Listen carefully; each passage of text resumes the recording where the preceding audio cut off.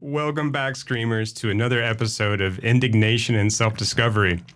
We have a slight change in schedule today. It's a lot to happen on a fucking Thursday. Look, it's pretty much every day, right, where I get angry at some perceived injustice that is not an unreal injustice, and then I learn something new about myself. I don't think that this should be limited to, only happening in the outside world and not in the world of films and movies. Sure. I just like to have it on a nice, tight schedule. I'd like to have my indignation maybe on a Friday morning. That way I can just kind of roll into the weekend with, getting it out of my system. But when does the self-loathing kick in? What day does that? That is I like to, I just figured 10% of my time I block it away for self-loathing. Some people meditate. I do the same thing, but it's mostly where I'm just like, oh, you're a piece of shit. I'm impressed that it's only 10% of the time, to be honest. I've had to pare it down. Otherwise, I just feel like it takes up too much of my time. Anyway, enough of our self-hatred. I do laundry and self-loathe. That's why my clothes are so fucking fresh. Right. and then you fold laundry and question the existence of them. All right. So we have a slight change in schedule today. Look. We couldn't do it, okay? We couldn't. No. Well, we could. I mean, look, I watched all, excuse me. I watched all three of the films. All three of DWG stoner comedies. Yes, I did. And I don't want to talk about them we'll talk about them, but I do not want to talk about them for 2 hours. Right. Just because. I think we will use them as reference points to talk about Joe and Prince Avalanche, his two follow-ups after those three stoner comedies. I watched 2 out of the 3. I was not going to watch the third. So I watched The Sitter and I watched Pineapple Express. I was not going to watch Your Highness after those. And I mean, if I'm honest, I watched in a very kind of haphazard skipping fashion because I just not for you. Eh? It was not for me. Also, there's not a lot of good things I can say about those films.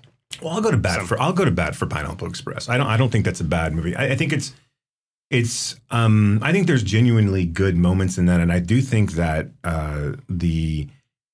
that movie exemplifies how to use Danny McBride as a star or as a headlining, top of the poster name pretty well. Sure. You keep him at, and whereas if you go to Your Highness, then you completely lose, you've lost it because you've given him too much rope to hang himself.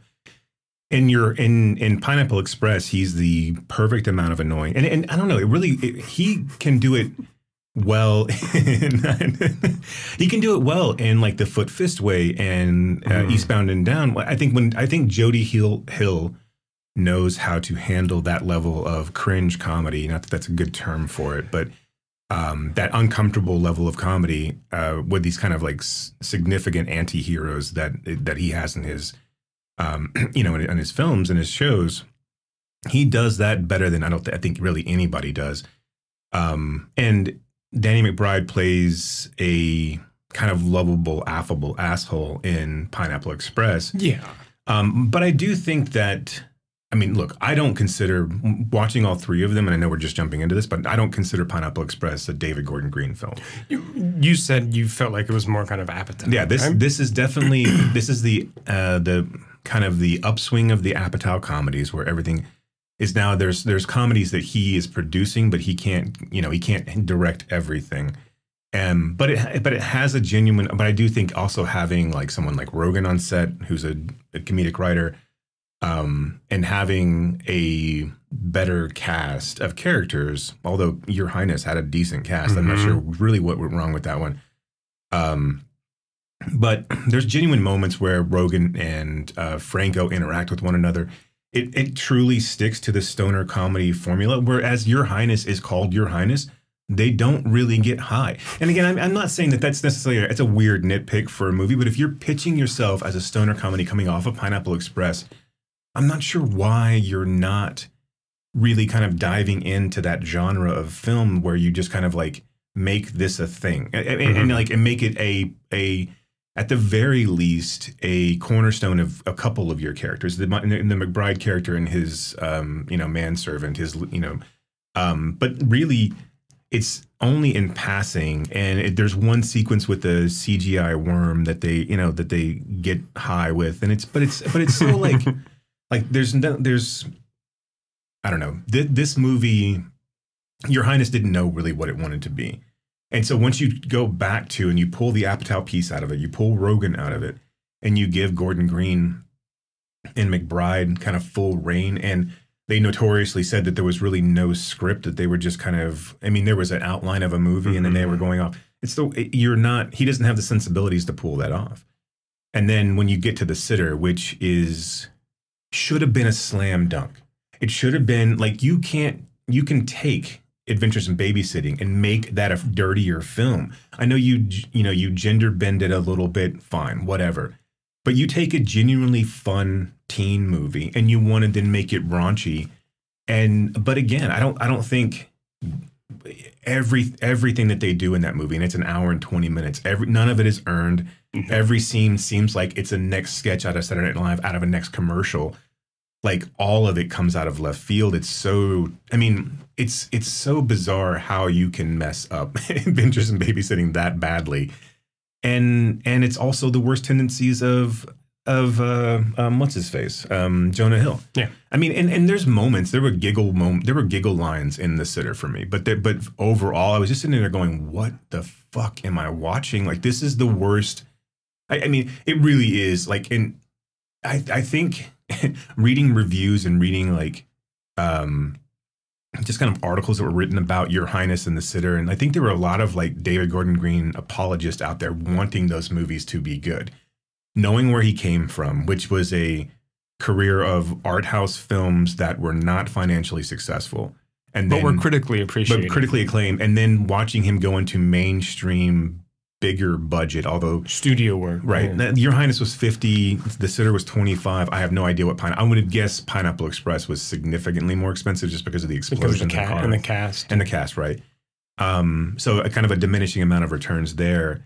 It just seems like, well, this is a guy who's got talent and got vision, but he can't make this work film over film. So it's a weird like level of art house acclaim, but no financial success. So a shift to studio comedies with a significant diminishing level of returns on money and critical acclaim. And then he goes directly back into directing Joe and Prince Avalanche. And apparently he has said that, this is not an either or for him, that he's interested kind of in both worlds, right? This art housey Malick type films, and then these bigger kind of budget studio comedies, what have you. Okay. Right. I mean, I'm fine with that. I mean, there's been plenty of directors who've done that. I mean, but I do think that Pineapple Express was a paycheck for him. I'm sure they offered him, a decent 7-figure salary to come in and direct Pineapple Express, where he wasn't getting, that was his entire budget on these other movies that he was making. So I understand why he took it. I don't, and I guess it's one of those things where you have success with Pineapple Express that the studios are like, okay, you want to pitch another stoner comedy? Go right ahead. Here's 50 million, go out and do it.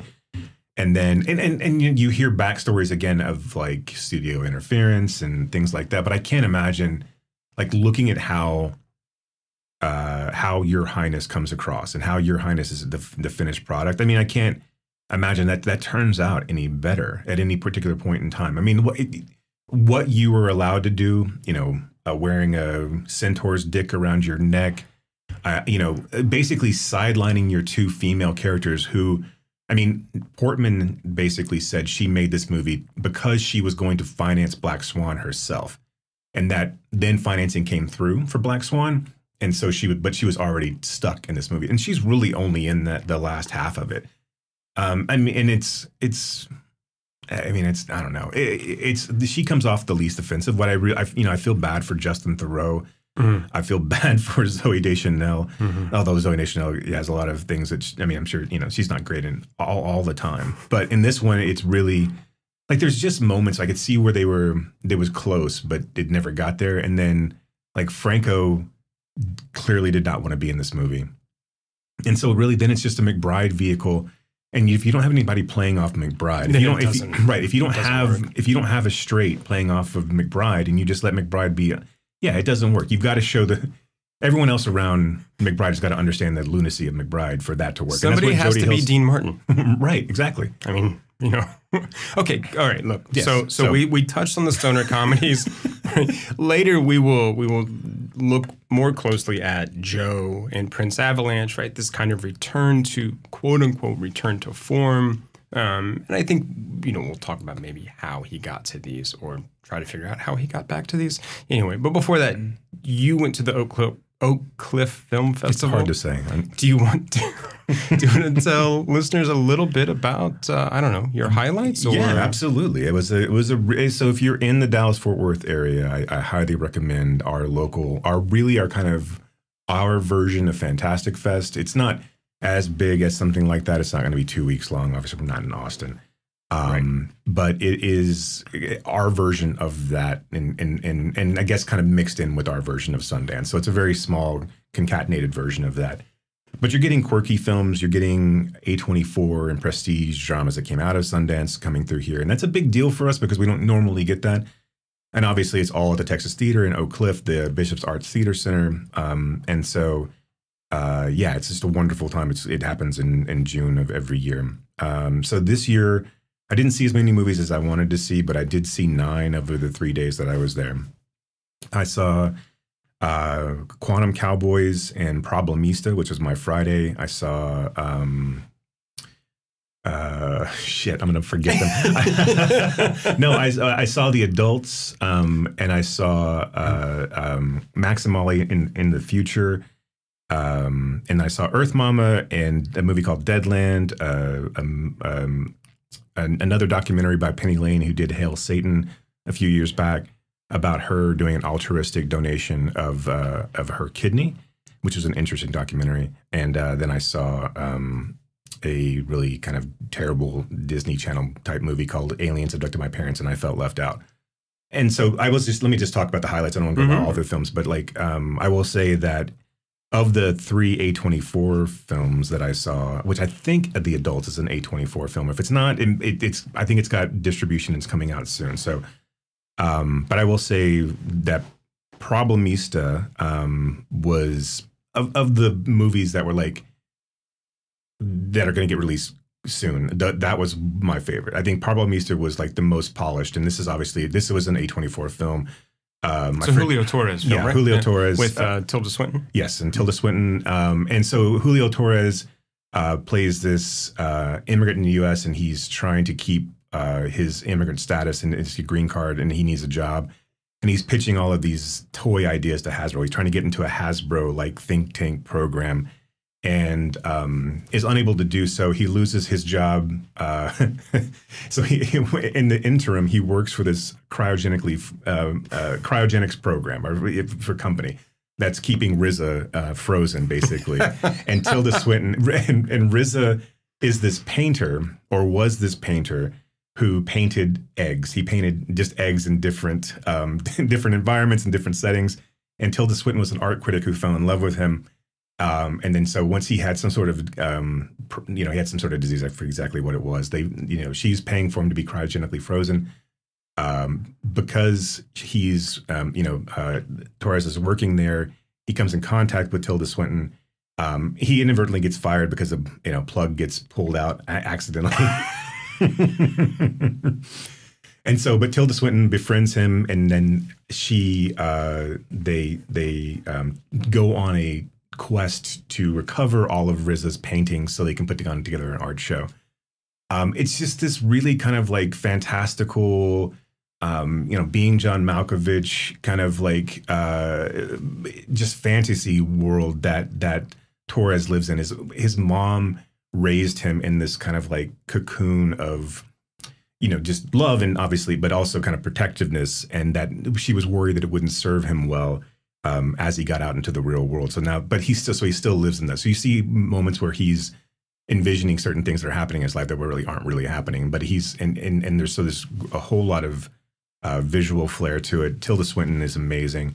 And it's just a really fun kind of uplifting, like I don't know, it's of all of the visual flair, it never feels overwhelming, and it's never oppressive. It is just a really good feel good film that I think what's gonna do. I think this is, if I had to guess, and this is a silly thing to say, but if you were looking for this year's Everything Everywhere All at Once, this feels like what that is. Yeah.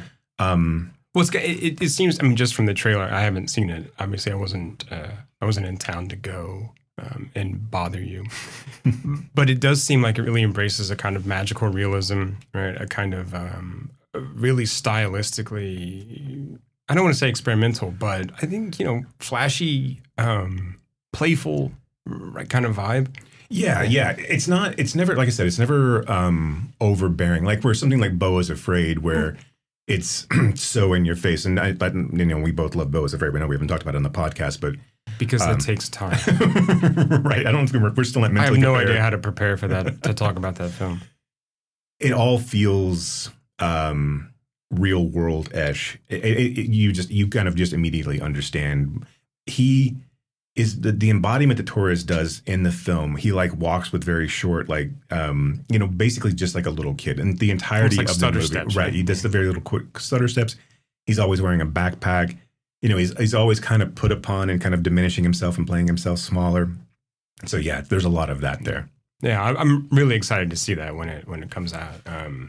Yeah. What else was a highlight? So The Adults, which is a Michael Cera, Sophia Lillis, Catherine Gross, I think is the other actress's name. Think you're right. And it's really this kind of unassuming.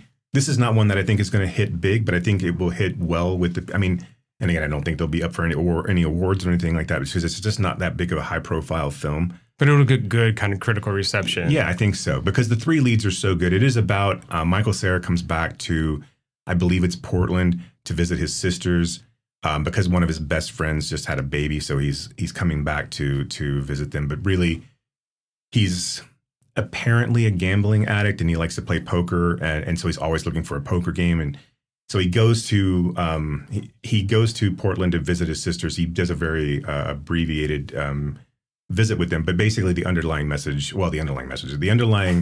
theme is that they've all been dealing with their parents' death. So basically, this kind of The Adults is these three kids that have been thrown into adulthood, and of course they are adults at this point, but, right? And so they're all kind of dealing with things, and they're all kind of dealing with their relationship with one another, and they have this great like rapport when they fall back into it with one another. They use fake voices and they do dances together, and they kind of act things out.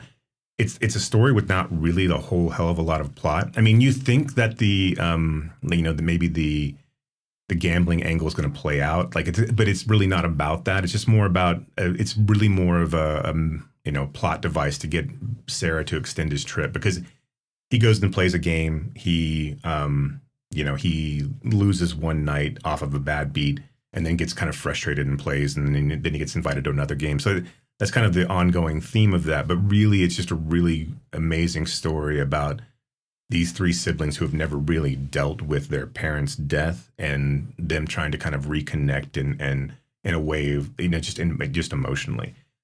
Cera this is one of the roles. It's comedic, but it is not. But it's kind of like a dramedy kind of role, obviously. So it's good to see Cera kind of evolve from that super bad teen persona of and also Arrested Development and Juno and. Well, the reboot Arrested Development, I really wanted to, and look, I don't condone violence usually, but I did kind of want to just punch him in the face, because he played it with such a wink the entire time. Right. Where before that hiatus and before the coming back, his character, he played that straight. I mean, it was funny, but he took it seriously. And then it was he came back after those many years, and he was just like, look at what I'm doing. Wink, wink. Look at them. In the same, I'm never quite sure how to feel about him in Twin Peaks: The Return either, because I think he's asked to do something so specific and so out there and just fucking weird that, But other than that, there's not a whole lot that I've really liked him in. What was the movie he was in with the young comedian? Oh, I can't remember her name. Paper Heart. Was it? Oh, was it yes, Paper Heart? yes, yes. Okay. Yeah. And if you hadn't have asked me, Julie, that's not Julie. It's, and she's like an artist. Yeah, no, that's a really fun movie. Yeah, I really like that. Right. That, I mean, faux documentary thing. Yeah, yeah. I mean, so I liked him in that. I can't believe I can't remember her name. That really sucks. Too. Yeah, I feel bad. This is what happens. Yeah, it's not out of lack of respect. It's not a lack of respect for the actress. Look, I have been forgetting more and more stuff, and I know that again, I'm not as old as you are, but I'm just curious of how you remember things. Being as I do it. You've seen the movie Memento, right? Yeah, I just tattoo myself. Polaroids and tattoos. You know, I should have, when I was working on like the sleeve, I should have done that. I should have thought, okay, like here's how you remember all the sort of like inane stuff you have to keep in your head, like actors and actresses and who directed what. What the fuck, man? Okay, any other highlights you want to hit on? Yeah, and then I'll say Earth Mama, which will come out as an A24 film, is harrowing. It's a difficult watch. It is like I described it to you before, it's kind of a joyless Sean Baker film about... you say that like Sean Baker's films are full of joy. True. Yeah, even more joyless Sean Baker film. But a really, a good representation of a young mother who is... has two children that are in not protective care, but are in foster care. And she's pregnant with another, and she's trying to navigate working and getting her kids back and deciding what to do with this new baby. She goes through a journey of finding an adoptive family to take the new baby, and then there's all of the guilt and the societal backlash that is coming at her for that as well. And so it's a really interesting meditative film, and it shines a light on, especially nowadays when we're talking about removing women's rights and reproductive rights and all it. And it's not a political film. It really is. It's more just a matter of this is a slice, of life, that people are facing. So yeah, it's really good. It gets. It still is an A24 film, so there's a couple of moments of weirdness. There's a couple of moments of like inner thought that get played out, on the movie. And I don't want to ruin anything for anybody that hasn't seen it, but it's really good. Just one to look out for. And the last one that I would want to talk about is Molly and Max Meet in the Future, which is this basic. It's got I don't know if you watched Saturday Night Live, but there was a featured player for one season called Aristotle Anthari. Oh yeah. And yeah, he's the main character. And then the Mamet daughter, who was on Girls. I forget her first name, but it's like Shoshana, or I can't remember who, but she's the person who was on. She's really great too. But it is basically a When Harry Met Sally. I wouldn't call it a remake, but it is a very much in the same vein as When Harry Met Sally. It uses the same like timeline beats of like when they meet, but they're all in the future, set in a really it's all set in space. But it's a two-hander for the most part, and they're so good together. And it is a play on our times, and it's what was all going on. And the guy who made it, he put it together. He made it. It was all practical effects. He did it with miniatures and green screen. It's really, really fun, really, really inventive. And I don't know if it has distribution yet, but if it does, yeah, keep an eye out for Molly and Max in the future. All right. Excellent. And if you're ever in the DFW area, stop by and say hi, but also try to schedule your trip around the Oak Cliff Film Festival. In the summer. Come to Dallas in the summer. Jesus, man. So the Texas keeps their theater cold. Like Kat on Friday was wearing a sweater. I'm like legit cold. And then so you would go from legit cold and to go outside after the screenings were over into 110-degree heat. And it's just like I'm giving myself the flu basically every time I go. Right. And that 110 is not an exaggeration. No. That was not hyperbole. It really was 110. It's 104 today. I had an hour and change on Sunday, and I mistakenly walked down to the Bishop Arts like they had an outdoor fair fest, not a fair, but just a marketplace, and that was it. I found some good things, but then you were drenched. But coming back, I was like, oh, I shouldn't have done that. Right. No, it's terrible. And there's no trees. There's no shade down in Oak Cliff. It's all just it's all concrete. Despite the name, right. There's not really a cliff and there are no oaks. Not so much. Okay, so before we jump into Joe and Prince Avalanche, do you want to spend a little bit of time talking about past lives? Absolutely. Okay. Not ours, but the movie Past Lives. No, I try not to think about anything in my past because I will start crying. I have enough intrusive thoughts as it is. 10%. I mean, that's all I look, got. this one time when I was 9 years old, I said this, and I can't let go of this thing I said to this other person. There's a word in Korean, 인연. It means providence or fate. Do you believe in that? That's just something Koreans say to seduce someone.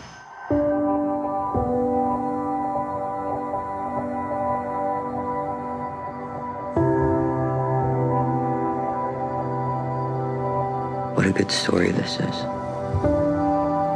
Childhood sweethearts who reconnect 20 years later and realize they were meant for each other.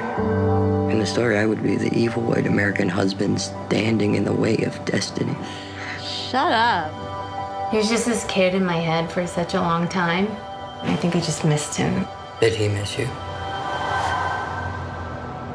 혜성! 와, 너다. 와, 진짜 와다. 와. Not really sure how to feel about it, son. And the way you move makes me feel like I can't 좋다. live without you. 뭐가? 그냥 너랑 얘기하는 거? The guy flew 13 hours to be here. I'm not gonna tell you that you can't see him or something. 만약에 네가 한국을 떠나지 않았다면 내가 널 찾았을까? 우리가 사귀었을까? 헤어졌을까? 부부가 됐을까? 아이들을 가졌을까? 너는 나를 왜 찾았어? 한 번 더 보고 싶었어.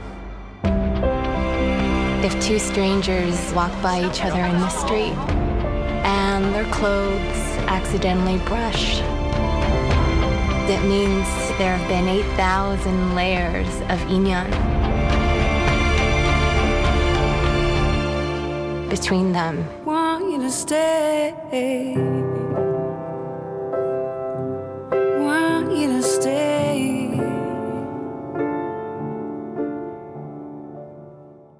Okay, so the story. Speaking of, right, here's a brief storyline. Nora and Haesung, two deeply connected childhood friends, are wrest apart after Nora's family immigrates from South Korea. 20 years later, they are reunited for one fateful week as they confront notions of love and destiny. Right? That's your logline. That's your elevator pitch. Look, can we start with the opening shot of this film and what that kind of lets us start to think about, or even like the questions that we start to ask? And it's kind of like a prologue, really. Right, because this film is broken up into really 3 acts. I mean, it's very clear these 3 acts, right? And they're all separated by 12 years. So they're 12-year-olds in Seoul, and then they reconnect when they're about 24-ish, and then they reconnect in person again when they're 36, right? So what did you think of that opening shot? Yeah, I mean, I didn't know that it was gonna open that way, and I was. Yeah, remind me again, because it's just, sorry, I've seen like 10 films since. Right. No, I understand. You're a busy person. You saw it twice, ass. So I saw it twice in 4 days. That's a spoiler. That's how much I love this movie. So the film opens on our 3 main characters. Oh, yes, okay, thank you. Okay, that's all I needed. Oh, okay. That's all I needed. I'm there. I'm there. Take it away, Wiseman. So yeah, you're basically getting, so the opening shot is the 3 of them in a bar. And the third one being her husband. Sorry, right. Yes. So yes, it's Haesung, Nora, and her husband's name is Arthur. Yes. So it's the 3 of them, and we're watching them across a bar, and you hear background chatter that's trying to figure out their story, just like we all do, right? And we're looking at them, and their base, and like the background chatter is, well, maybe their brother and sister, and they're with her husband, or maybe And so it's or he's a tour guide. Right. And so the whole thing is like, well, this is the hardest thing to figure out. We cannot place where these people are in their and what lives. they mean to each other. Right. Yeah. It's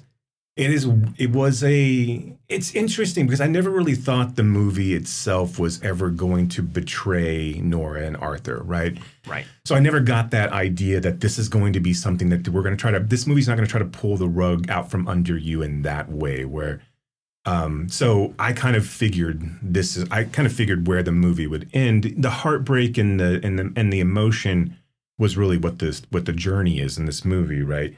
But yeah, no, I figured we'd start in 12-year-old Korea, right? I mean, and having these kids, so it's a really interesting way to frame the film and how we should address these people coming into it. I thought, yeah, it was really, really interesting. Yeah, because I mean, it sets up this idea, I mean, quite literally, of what do they mean to each other? And then that sticks in our head kind of as we watch these three different time frames. And I think that is, the film is about that. What do they mean to each other? And kind of, as they say at the end, what will we mean to each other in the next life or in a past life? I mean, going back to the title. But I thought that was a really interesting way, to frame this film, and especially because that happens in that prologue and it never comes back, which is great, right? Which is great. And so like, and Celine Song, the director, is a playwright, and this is a very kind of stagey like film, right? Yeah. But I think in a good way. Oh, for sure. Right? I don't. When done well, I don't ever think that's a negative aspect to a movie. To be fair, right? And I mean, I loved how she kind of blocked or set these scenes a lot of times when as children they say goodbye, you see them taking actual separate paths. And I mean, I think in the wrong hands that could be gimmicky, but I didn't feel like it was there. I felt like every move like that was the right move and was a kind of earned move. Well, and it seemed like it was mirroring the thoughts of both of these characters, right? Because Nora, who's not Nora when she's in Korea, and there's a whole segment of them choosing their American names, which is really funny. She wanted to steal her sisters. Right. But it does feel like that. I mean, like, I will say, I mean, just to lay it out, but this coming from a first-time director, this is an amazing, like this, I felt like this after I watched After Sun. So, okay, so I had the same thought. Sorry. No. I mean, so it just the idea of like how grounded and how patient and how self-assured this movie is in all of its strokes. And so, but this idea of like, there's a lot of, the girls are excited about going to, I mean, yeah, they're disappointed they're going to be losing their friends, but Hae Sung feels like the one who's being left behind. Right. And also their relationship as children has been one of his support for her. She's kind of a mousist girl. She's kind of an emotional girl. And they're kind of like similar in class rank and in, supposed intelligence and things like that. So they've kind of like been forced together throughout their childhood. But he's kind of been the strong, the kind of strong arm for her. And always playing the background too, right? The background support, the kind of. Yeah, he's always been number two to her. And so when she leaves to go off to America actually they're going to Canada, she, looks like she has the whole entire world ahead of her, where Hae Sung is now being left behind as kind of an afterthought to all of this. So yeah, when they split up and she takes literally the high road back up to her home and Hae Sung, walks back, down his road. It really, I mean, obviously it's, I mean, I know what she was trying to convey. And yeah, it could have been a little on the nose, but I think the way that it's shot and the way that it's almost even lit, like where his side is darker than hers, I thought it was really effective. Yeah. And it's not that he's going down, it's a flat path kind of continuing on, right? The same thing. But I mean, I think the fact that they stop there and he says like, hey, and there's this pause and you're waiting for something big and he just says, bye. And she says, bye. And like, that's it. And so I think that kind of evens that out, maybe, right? There isn't this grand speech and I'll miss you and I'll always look for you or whatever, right? So it's just true to 12-year-olds, right? I mean, yeah. Also, some of those other scenes when they finally connect in person, because so they reconnect when they're in their mid-20s. Nora's in graduate school, probably doing an MFA, right, in playwriting. Hae Sung is in graduate school for engineering, I'm assuming. graduate school. And they connect back over Skype, right? Which, again, I think this is supposed to be kind of in, what, like 2010-ish, 2011, I guess, based on like time. And so that felt like very real too. But they have this connection that isn't a physical one. I mean, it's just through the screen. When we finally see them together in their 30s and they're walking around New York, did you catch how she placed all the other couples around them? Which I thought was really good. They're I don't know if they're in Dumbo, right? But they're somewhere, you know, in Brooklyn looking over in Manhattan, and they're kind of, you know, standing around, and there's other couples sort of like, you know, canoodling or taking pictures. Right. But it sort of sets them apart in a different way because they're not doing that when everyone else around them is. And then when they take the Circle Line, the ferry, to see the Statue of Liberty, same thing kind of going on. I thought that was really, really well done because you could miss it. Right. Again, it's not in your face. It's a very kind of subtle thing. And I think that is a big thing with the film, the subtlety of so much of it. Yeah. I mean, like, especially Nora, you know, her performance. Greta Lee's amazing. Is so, like, it's never rushed. I know I said that a lot here, but the way that she kind of just glides from scene to scene. When she's the young Nora, there's a freshness to her. There's an excitement to her. There's a longing for finding, you know, that you know, as you're going into adulthood and kind of going out on your own and facing the things that they're both about to face. He's coming out of military service and then having to really truly focus on what he wants to be in life, and also getting pressure from his Korean parents about finding, you know, a female, you know, finding a wife and family and everything else. And she's about to embark on, you know, a writing program and really trying to have to find, you know. And she's going off to a month-long residence, you know, artist residency. And I love this moment where she's like, look, I can't keep doing this. I'm looking for plane tickets to Seoul when I need to be doing this. Right. But it was so real and so. And so, yeah, but another rejection of Hae Sung to that extent, and leaving, and also then leaving him behind again, where, as he has, I mean, she's reminiscing with her sister and talking about their past lives, essentially. I mean, basically their life in Korea, and they're looking up their old. That was her mom. Oh, that was her mom. I thought she was messing. Well, because it said mom on the phone. Okay. That's yeah. That's why I was like, I looked at you like sister.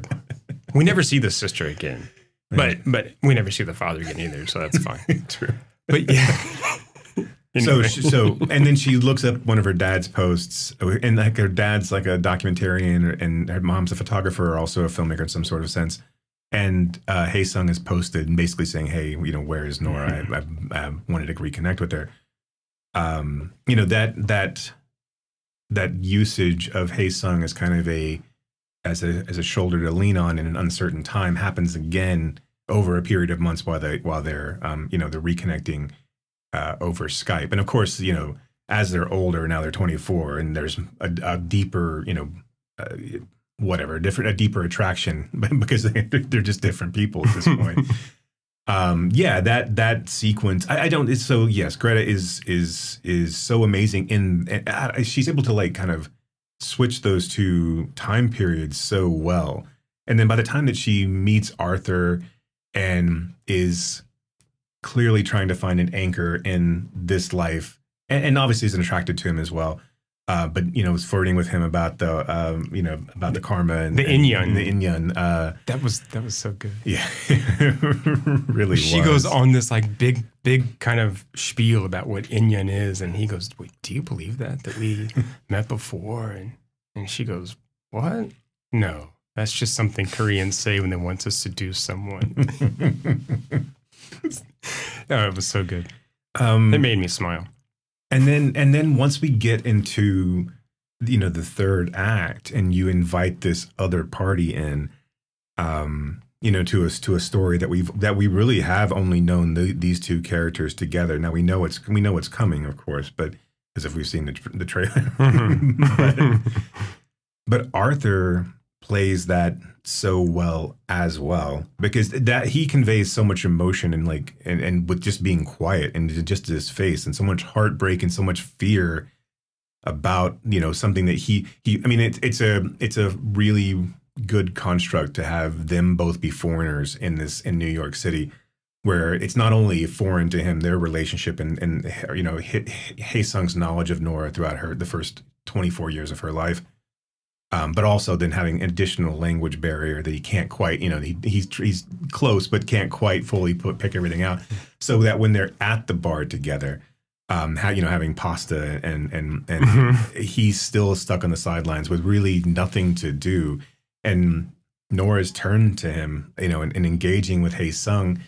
And even though they're talking, and they're based, and really, this never gets lurid. This never really gets past being very chaste. It's just, so this is what I love about this, is that it never, obviously there's romantic feelings there, but the more feeling, the real feeling is a feeling of what if, right? You know, what could have been, what my life, had I taken a different path, had I taken a different road, had I stayed and not left, had I invested and not, you know, in this and not that, what could have been, all of these questions that we all have about our lives and what we could have done differently, and being able to be presented with that in such a physical manner. And I just mean having a physical presence there to show you that someone you actually care about in a deeper level than just, you know, what you know you have in a normal interaction. Yeah, it's a what if incarnate, right? I mean, and you see that in Arthur, because I think Arthur is never a matter of I'm worried that my wife is going to be unfaithful to me. It's more of a what if I, you know, what if I'm not providing the life that, you know, what if this choice that she makes, what if she regrets this choice that she made, you know. And having that fear of like having it opened up again and having the ability to look at, well, this what you know could be. Yeah, it's and he even says, Arthur even says, like, if this were a story, he's like, this is a really good story, because if this were a story, I'm the bad guy. I'm the bad white guy, right? Who's come in and kind of taken you, almost like in a cultural appropriation way. Right. And so he looks at that and he's like, it's almost like, is this right? Is this fair, right? Or is this the right thing to do? And he says to her, is this what you wanted when your family moved, you know, to Canada and you came to America? Is this what you wanted? And I love her reaction. She's like, are you saying, are you the fulfillment of my American dream? I mean, that kind of idea, which on one hand, it's like, she's saying like, are you that like full of yourself to think that like this is what I was chasing after? But at the same time, he's like, no, yeah, like, is this really what you wanted? Right. But I mean, yeah, I love that this movie is so much about the what ifs. It's about culture, identity, how those two smash together, how they change, right, based on location. I mean, Nora says about Hae Sung, he's so Korean. In a really funny scene where she says it like 4 times, that's just so Korean of him. That's so Korean. But you know, she notes how they are different types of Korean, right? Right. And this film is also, again, like about the people we were versus the people we are and the people we might be later. Well, and I love that Nora never really, that she never lies to Arthur, because I think she would see that he would understand that she's lying, and then it would open up the distrust for everything else that she would say. But he asks, you know, is she attracted to him? Is he attractive? And she's like, yeah, I mean, I think so. And I'm like, I'm not sure if I'm attracted to him or not. I mean, those are biting answers to that question. I know. That are hard to hear. That right? was, yeah. But I think, like, to their credit, like, as a couple, as characters, they are very open and honest about that. I don't think he's ever worried that she's going to leave him, really. I think it's more that he's worried that, like you said, you know, she made a mistake. Right. With him. And even, you know, Hae Sung, when they're talking at the bar, I mean, he says, you know, to me, you're someone who leaves, but to Arthur, you're someone who stays. Right. And again, like, you can be different people, or you can be, a different person to different people. And he even says, kind of, when they're reconnected, when they're there together in person, I think they both realize, like, yes, this is not, like, it hurts because of the what could have happened, but I've realized that this is not where, like, we're meant to be. Right. So the line where Hae Sung says, I didn't know it would hurt this much to like him. Like your husband. Right, yeah. Did you know that? So when when Hae-sung walks into their apartment and sees Arthur for the first time, that was the first time those two actors had ever seen each other. Oh, wow. Yeah. And, That's cool. And they used the first take. Oh, wow. I mean, so they did a couple, but they ended up using the first take. Yeah. That's- so she did that on purpose. Yeah. Which I thought was brilliant. That's cool. And she also kept Greta Lee and Tae-yu apart for as much as possible, right? To sort of kind of build that up too. So Interesting. Hmm. Yeah, I mean, so the story ends. They have dinner together. Nora walks him to his Uber. There's an exchange while they're waiting for the Uber, and Nora goes back to Arthur and breaks down in tears, and that's essentially the film, right? I mean, that's and you know, he kind of walks her back into their apartment, and we see Hae-sung in his Uber heading off to the to go back to Korea. I think it's when I was sitting there watching it, and of course, in just logistics, I was just like, why isn't this at more theaters? Like, I'm not sure. Right. Like when I saw it, it was in a packed house, and I'm like, why are there not more screenings of this movie going around? Maybe it'll get a bigger release. I doubt it, but like, I don't know why it's not being touted.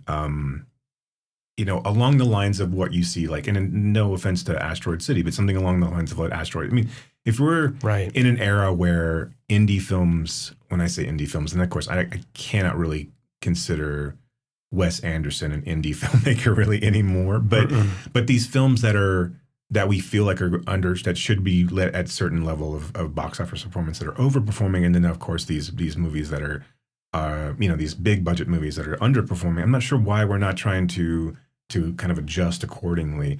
Because like I said, I mean, like there's I don't know any other film like this in the theaters right now. And of course, it's summer, right? So I mean, this is a perfect kind of programming to The Flash or Transformers or whatever the fuck else is out there right now. I thought that this was a wonderful antidote to a summer blockbuster, like mainstream, you know, superhero movie. And I do think this one will get recognition at the end of the year. I can't imagine how it wouldn't. It's just so beautiful and so well done that I would watch this over and over and over again.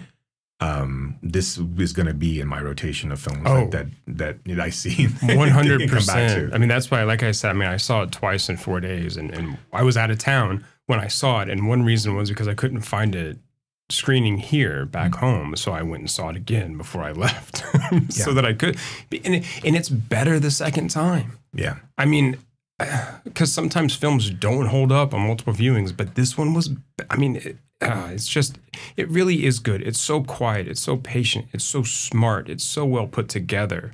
There's just sequences where and I know you've seen it in the trailer, and you see Nora like walking through New York City and walking around, and she's in this great fucking outfit, like where it's just like kind of like hanging on her, but still like fitting. I mean, I don't know. She's stunning to look at to me. I mean, it's just, but there's moments where she's just sitting and kind of like leaning back into herself and just letting all of this happen as like of all of the characters of the kind of the two nebbish, unsure, kind of worried characters around her, the two male characters around her, she's so confident in herself of like, all right, if Hae-sung if something happens here, I think she's completely open to the possibility that the what if is overpowering the what is. Mm-hmm. And that's, I don't think, I mean, you know, there's a lot of lesser films that don't have the ability to show that and to convey that. And a lot of lesser actors who won't be able to pull that off. But she does it so well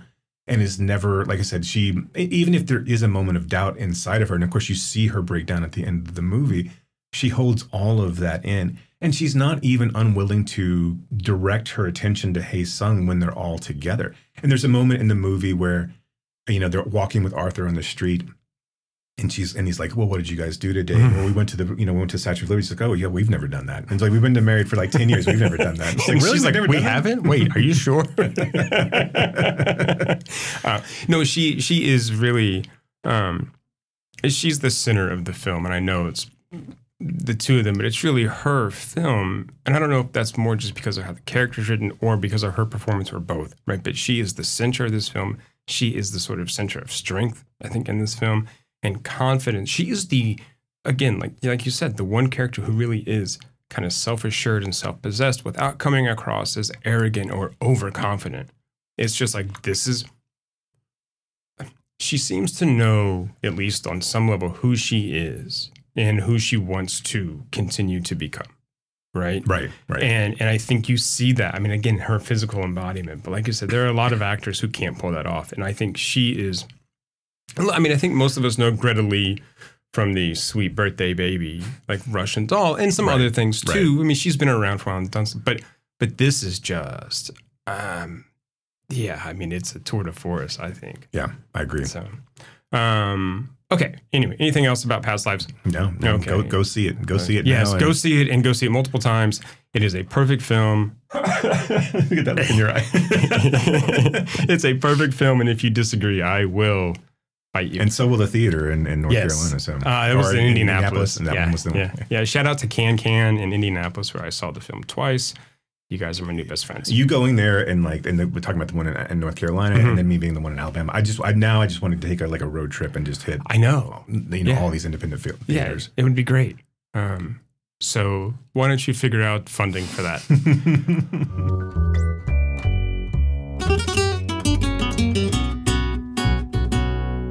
Look, despite the Texas heat, Jason, I noticed that you're wearing your G-Dog jacket today. So let's. I want to talk about that character. Obviously, I know we talked about it offline too, but so. I don't know who I am, but I know what keeps me alive, keeps me out of jail, keeps me from hurting people. I do as I'm told. What's the point in any of it? It's all just gonna boil up and wash us away.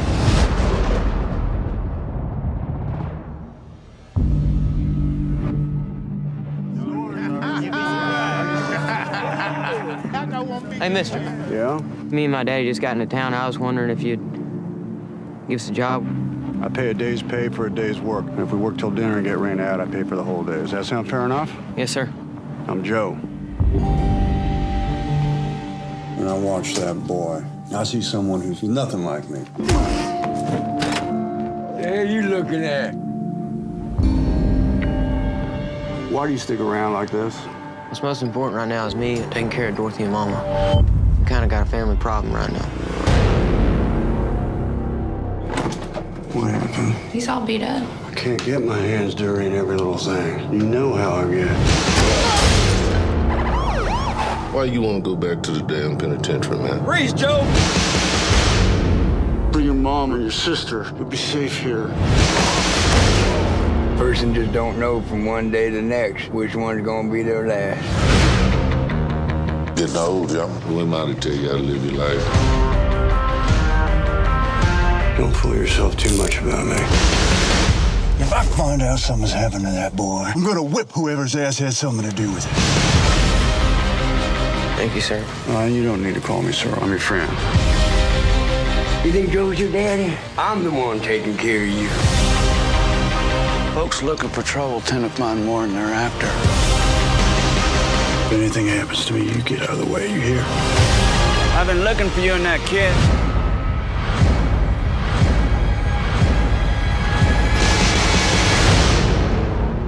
What have you done, Joe? Did Joe come before Prince Avalanche? Not that it matters in our conversational. I know they filmed both of them at the same time. They were both like super ridiculously short shoots. Yeah. So I don't remember which one was released first. I thought Joe was. And maybe. I thought Joe was, and then I thought Prince Avalanche. And I'm just kind of going off, I believe, like IMDb sort of listings. Let me double check, because I am more than happy to be wrong. I have no problem. Well, I remember there being more buzz about Prince Avalanche, at least on the indie circuit level. That it seems to get more sort of like Sundance stuff. And were you familiar with the book of Joe? No. Joe 326? No, were you? No. Okay. I just knew that it was based on a novel. I have not read it. Oh no, Prince Avalanche is listed first. So I was wrong. So which one do you want to talk about first? You want to talk about Prince? Or you want to talk about? So we already talked about G-Dog. Let's just get into Joe. Okay. So we're gonna go out of order here, and we're gonna talk about Joe. We'll go in alphabetical order. Yeah. Which we've done for all of his films. All right. So here is a very short kind of elevator pitch log line of the film. The rough-hewn boss of a lumber crew, Joe, played by Nicolas Cage, courts trouble when he steps in to protect the youngest member of his team, Gary, played by Ty Sheridan, from an abusive father. So this is another film kind of like Undertow. Right. This is to me. This is him. And George Washington. Right. It is. Yeah. It is George Washington meets Undertow. This to me is him atoning for Undertow. Okay. And so but it deals with a section of society, right? That is poor, rural, Southern, fairly rough, right? Maybe with criminal tendencies, and I don't mean that in like a negative way, right? I think criminal tendencies and sort of in order to survive, and more petty stuff, not so much like we just kill each other all the time. Well, and I don't think it's out of line to say domestic strife tends to lend itself to those who are under a poverty line. Yeah. And so I think that's fair to say, right? So this is the same kind of thing that happens in this movie. Is most of the violence is based on unfulfilled potential and also home lives that are less than ideal. Right. So Gary and his father Wade, the aforementioned G-Dog, are transient drifters. Wade is an abusive alcoholic who we understand kind of gets in trouble at different sort of jobs or in different sort of ways, and forces that small family to kind of move from place to place to place, homeless or semi-homeless. Yeah, they're taking up residence in a basically like squatting, right? Right, and basically a condemned home. Yeah. And Wade will do anything to get his next drink, next fix, steal, kill, sell his daughter, or attempt to sell his daughter. And I think there's something here that really only gets kind of hinted at by DGG with these characters in the movie, right? I mean, these are people, including Joe, who live on a sort of edge of a different society, right? The world that you and I inhabit, Jason, right, looks nothing like theirs, right? There are different rules for them. There are different ways of being for them. And I don't mean this as a judgment. I just mean it as like an observation, right? And so I'm curious, like, how you think he portrays this, or how does he kind of show us this? It's intriguing because you're right. It is this kind of almost ethereal like world that we're placed in, because it's not like Undertow, and it's a little bit more like George Washington in the sense that most of the characters are kids, and so we're kind of in this like you said, transient world where we're just floating from here to there with no real purpose, right? We don't have a set agenda. Joe has a job to go out and poison these trees that are going to be cut down, and he has a crew that does it, and they're day laborers. But he also exists in a world where, there's a brothel in this city that exists in a ramshackle house, right? That exists as like a 24/7 like sex shack, if you will. If you won't, it still exists as a sex shack. It doesn't matter what you think. This is what it is. But Joe, it is an interesting take on all of it, because characters get shot and don't go to the hospital. Characters get into fights with cops, and there are very little repercussions to those interactions. And so it's like Joe has mapped out a life for himself in this kind of decrepit world where he can still rise above the chaff a little bit, but still kind of is oppressed by all of it in his own, his own devices and his own, failings. And it's also like a society of the doomed. I mean, all these people are doomed. Right. Yeah. I mean, yeah. And it's like we saw in Snow Angels, where you knew that this was all going to end poorly for everyone, right? This is not going to be a happy movie by any means. It's another one where, David Gordon Green brings in untrained actors, all of the people who work on Joe's crew. So the only trained actors, well, I shouldn't say only ones, but the main two are Ty Sheridan and and Nicolas Cage, and everyone else. I would imagine. I mean, I would imagine most of the main pieces are actors, but all of the townsfolk are going to be people he picked up from. Yeah, the two most Austin. prominent like non-actors were Junior, who was basically like Joe's foreman on the crew, right, and then Wade, right, who was Ty Sheridan's father, who was an actual homeless man. Yeah, and we'll get to that point. Let's get to the story because I want to. The only reason I wanted to do that is because I have a question about the morality is the wrong word about using those actors, and then kind of I have lots of So Joe, essentially the story is really we follow Joe throughout the town and his kind of wanting to be a better person and seeing wrongs and wanting to right them.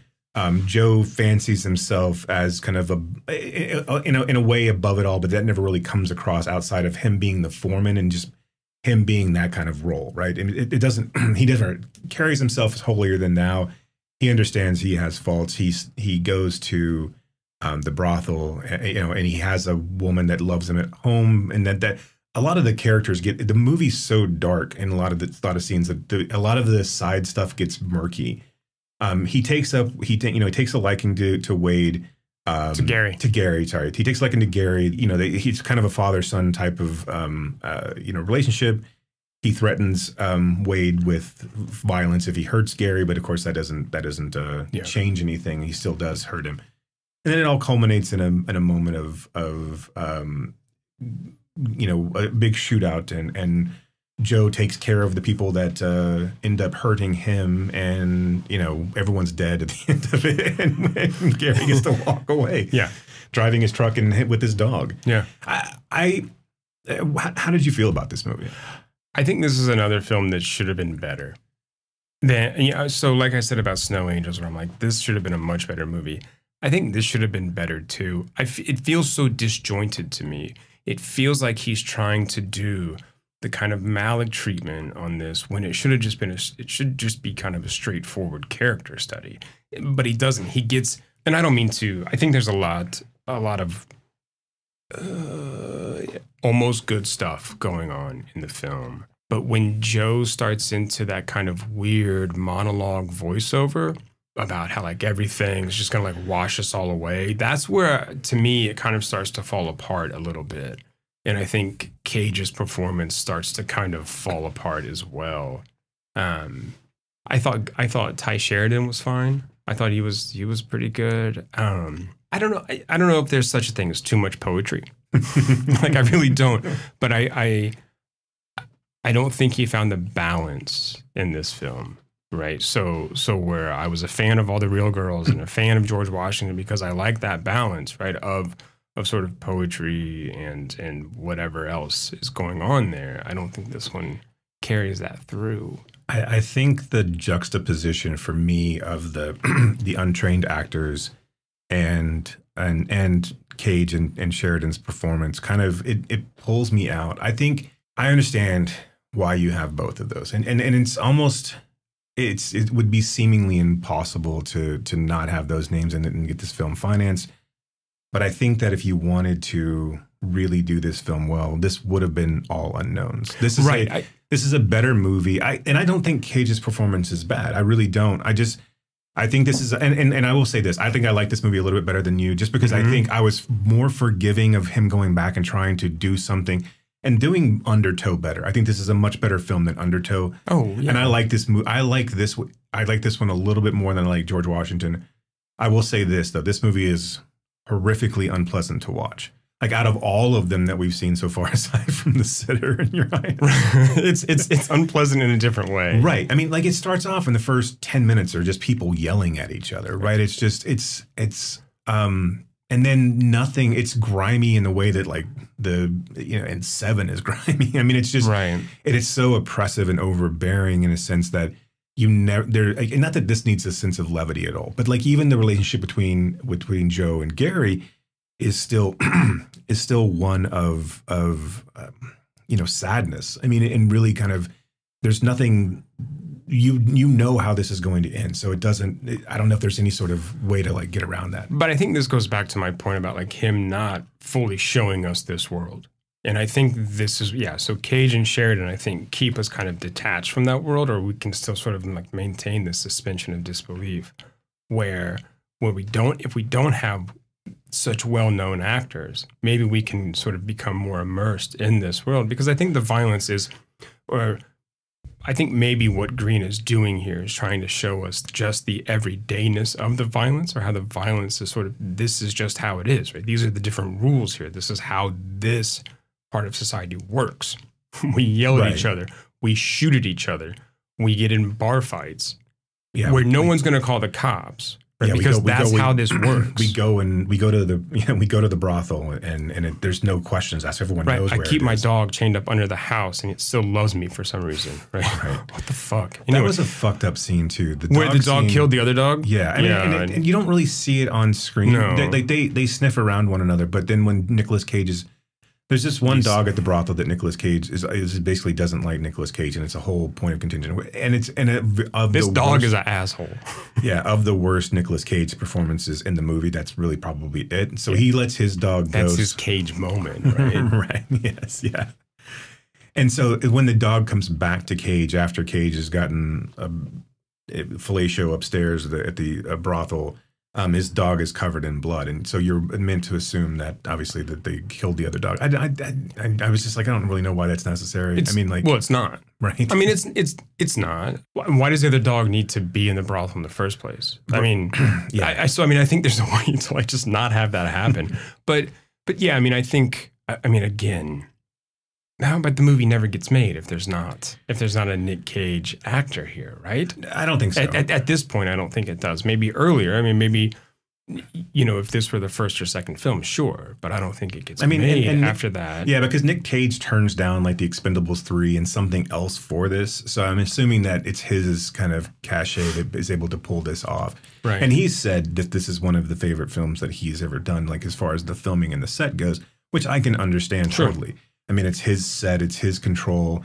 He gets to work with quote unquote real people, and so I would imagine I completely understand from an actor perspective how this would be, a good experience for you, especially one of Nick Cage who's kind of trying to find that place for himself at that particular point in time. Right. But yeah, I mean, as far as I do think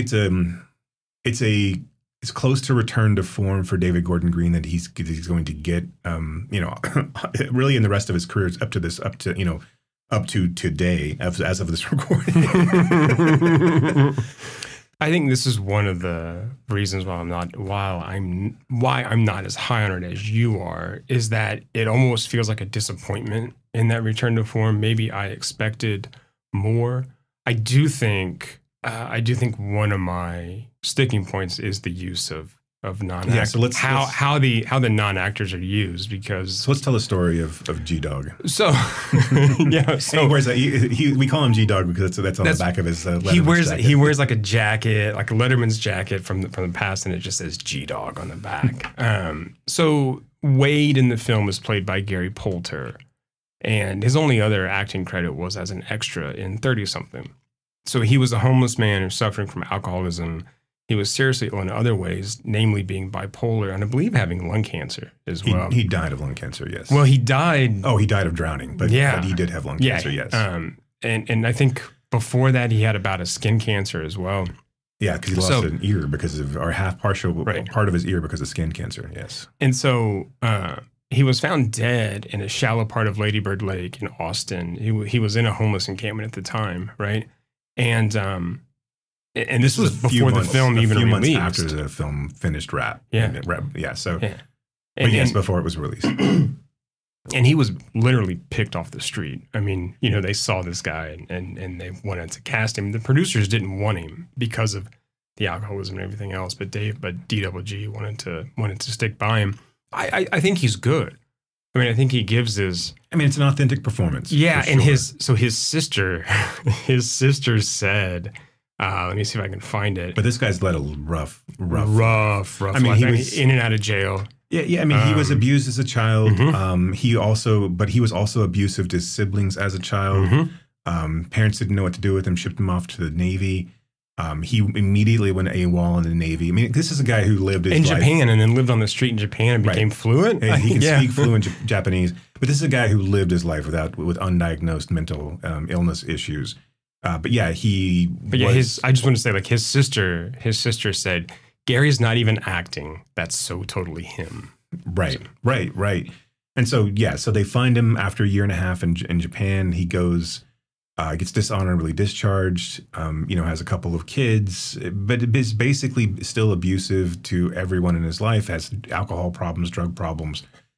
And by the time that he's found here, he's a homeless man on the streets of Austin, which, and then so, like you said, he has, they set him up in a hotel, he's obviously getting paid. They get him set up with a computer so he can Skype with his sister. He's on Facebook and making comments and things like that. He's after the rap party, the producer kind of sticks with him and puts him up for another role in another movie. But he can't escape his alcoholism problems. He goes off the wagon. And so by the time that they find him, he is, I mean, it's horrible, but he was drunk. He was urinating in Lady Bird Lake.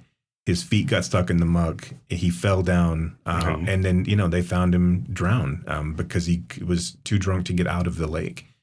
And again, that's another thing about watching this movie and knowing that, you use it as an IMDb trivia piece, but what? And I'm not going to sit here and pass judgment on anybody in the industry or David Gordon Green.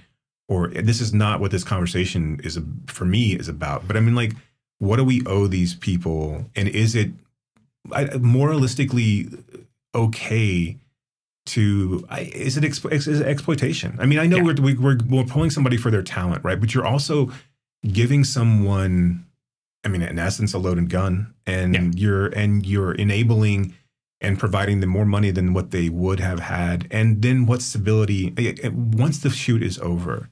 What are you going to do with that person? The same thing happened with the kids that were in Slumdog Millionaire, too. They were all promised certain scholarships and certain things, but they also had to meet up certain criteria. They were all given apartments when they were on the movie. And I won't say that they all died peeing in Lady Bird Lake. That's not what I'm saying. But I mean, this idea of like, for a film, what was the point of plucking someone off the street, putting him in a major production, and then literally, and again, I'm not going to comment on anybody who was on this movie or anything like that, but by just nature of human movement and writing jobs and how these movies work, you're abandoning him after this is all over with. Right. I mean, at some point, he's going to go back to homelessness. You're not making his life any better by putting him in this movie. So is it better that he lives a good 6 months and then goes back because you've enabled him able to partake in these demons? Or is it better off that you just left him on the street? I don't know the answer to that question. It's just but I think this is a big question that we see in society too. I mean, and it's like with the Slumdog Millionaire kids. I mean, we're going to say things like, well, we gave you every opportunity to do this. We gave you every opportunity to, rise above or better yourself. But look, if all you've ever known, if your socioeconomic status up until this point was one thing, and then the next day it's something else, how the fuck do you know how to deal with that? I wouldn't know how to deal with it, right? I mean, look, if I were Gary Poulter, I would have done. I'd end up the same place, right? I mean, I know that for certain. So how do we? We want authenticity in this film, so we cast this guy, and we're just using this person. Yeah, right. And is that? I mean, I think now he's an anecdote to the end of this movie, right? Right. I mean, that's right. Now here, two idiots on a podcast are talking about him, right. but I think like with very serious kind of questions. I think we see this in other films too. This kind of like poor exploitation, right? Right. We see it in Winter's Bone. We see it in Gummo. I mean, this isn't anything new, but it doesn't mean that we still can't address kind of like the tragedy that happens at the end of these, of how we just sort of leave people behind after we're done with them. Yeah. And again, that's a bigger kind of societal issue. And I almost think things like, if it were a zero budget film, like something like a John Waters piece or Gummo, to the extent, or we're pointing a camera at these folks and we're giving them a very small, stipend per day. Yeah. Or we're not. I mean, because they're not SAG actors, so we're not. Who the fuck? You don't have to pay them, right? Right. Right. And not to say that that's okay. No, but it is a different scenario, and I appreciate that. Yeah. I mean, I think that's almost better for them, right? I mean, like, you can't help someone who doesn't want to be helped, and I get that 100%. And you couldn't have forced him to go to AA or put him into. You could have maybe gotten him help from a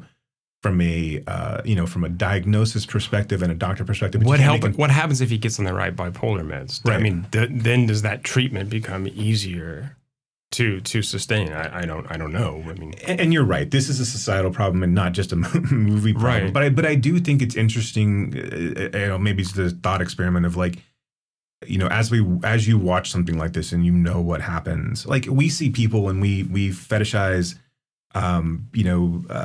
Heather, what's her face from, and I don't mean that to be disrespectful, I just can't think of her name.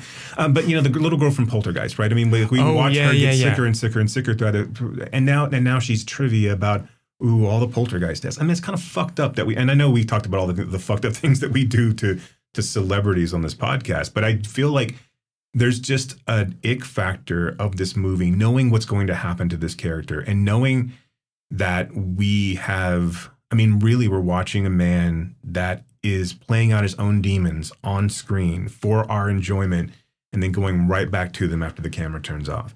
And it's another thing too. Like, I mean, so what really struck me about this movie or about in regards to that about this movie is that when he is bludgeoning the other homeless man to death.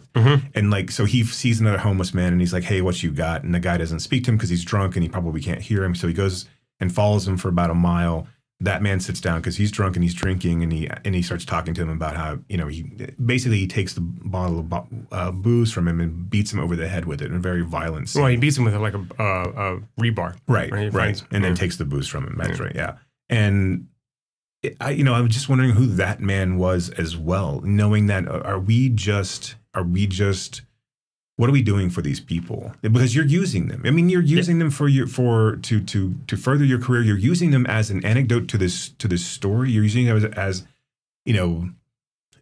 cheap labor, right? And you're using them to provide you authenticity to this independent film that. So to that end, what the fuck are we doing? Right. Can I read you an exchange between Sheridan and DWG? Yeah. So this is Sheridan and Green talking, and I find this to be like really patronizing, but I do want your reaction. So this is Sheridan. It's great because they give such a free performance. They're willing to say anything they want to say. Green, they don't know the rules. Sheridan, exactly. And sometimes they get so nervous that stuff starts coming out of their mouth, and it's like, oh my God, this is really great. And you have to roll with it. When you're doing the scene, you can feel it in the performance, and it's coming out so natural. I feel like this is hey, look, we just trained a monkey to dance. And isn't that so cool? This is a bum fight, right? I mean, we've just given this guy a Twinkie, and so let's let him go. Yeah, you're absolutely right. I don't know when Ty Sheridan does this interview, if it's right after the movie's over. I mean, he's young, but at this point, but yeah, it's gross. No, right. I mean, and I think, and this is one of the turnoffs for the movie for me was we were watching this, and I just can't like get that out of my head that like these guys are just being kind of used here for art. Right. And look, I know we use each other every day for whatever nefarious and malicious means, right? But yeah, it comes down to entertainment, and I don't feel good being entertained by that. Yeah, no, I don't. Yeah, and yeah, there's definitely an ick factor that just, and again, that's not even a strong enough term for it in existence. But and like I said, I don't know, just knowing what you know about it, it does make it.